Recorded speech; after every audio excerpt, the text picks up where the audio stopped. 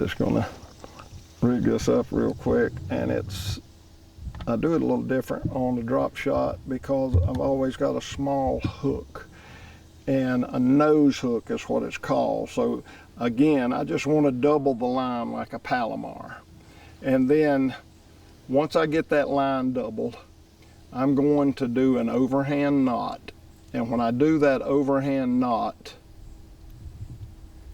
I tie that little simple overhand knot. It creates that loop, this loop that I stuck my finger through, my thumb through. I want to bring my hook through that knot, through that loop that knot created. Then I want to slide it down. I wet it. I always wet it. I think that's a big help.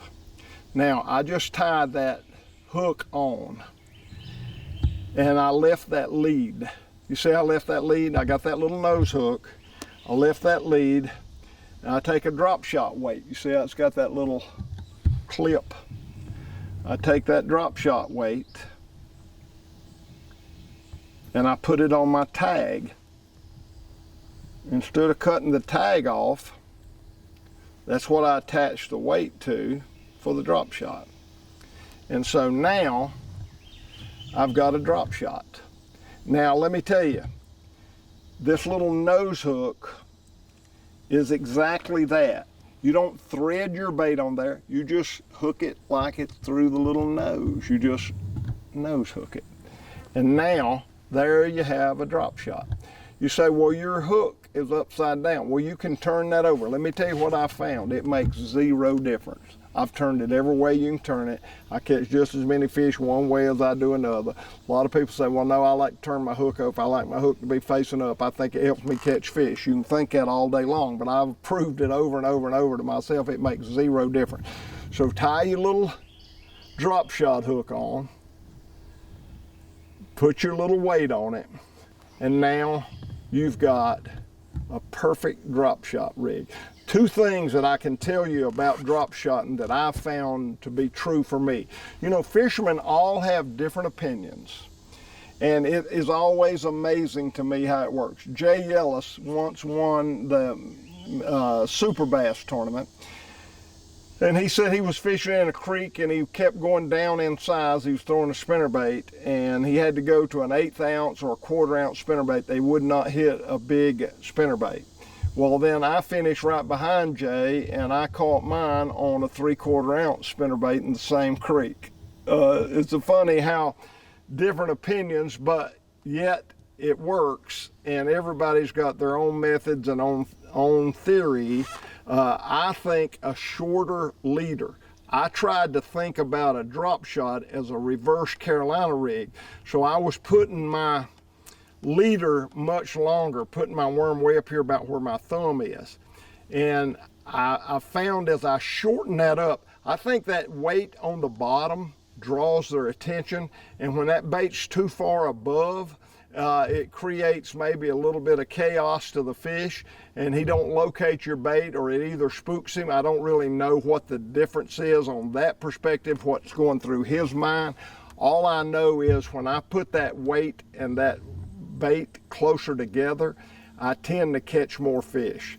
And sometimes it varies a little bit, but for the most part, I like about 6 to 8 inches, that's all.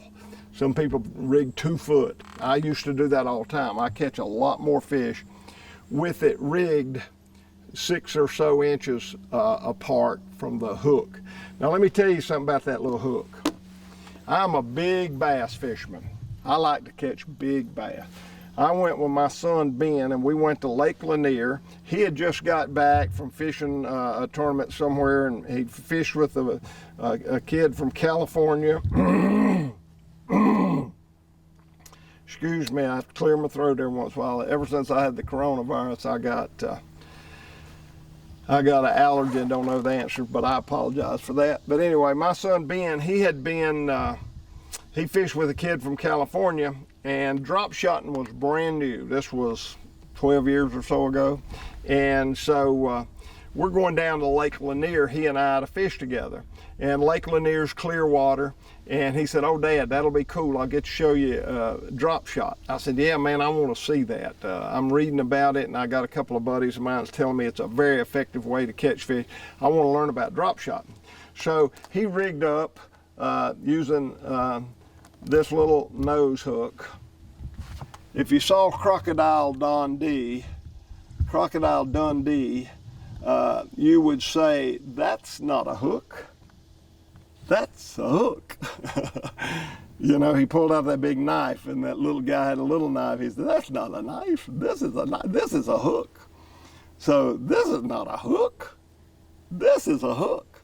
So when Ben and I go to Lake Lanier, he rigs up his little drop shot just like this. Boom. Man, that's good. I said, Ben, I like that. That's a neat idea. I can see it, because see what happens, that weight will be going along the bottom, and that weight will get kind of caught up in the rocks. And see how much action you can put on that worm? Ah, that is a smart idea. I like that. I got it right off the bat.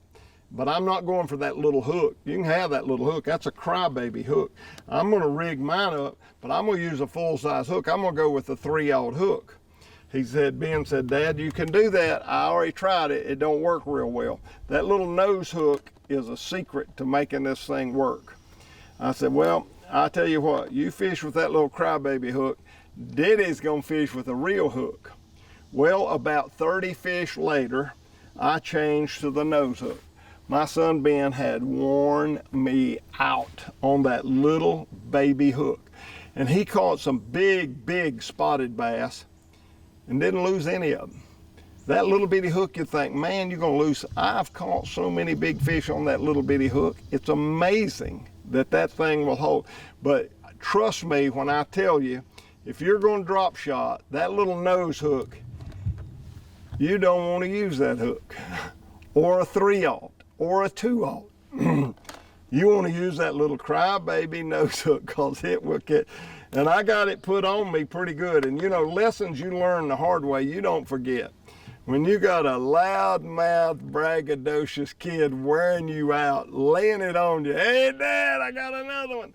You don't forget that. And he wore me out on that little nose hook. So that is the way to do the drop shot. If I do anything with this one, I'm going to shorten up my leader a little bit, maybe to 4 or 5 inches instead of 6 or 7. But it's a killer technique, killer method, and it'll catch fish when it seems like nothing else will. When they're so lethargic, they don't want to bite, it seems like you can grind them out on a drop shot.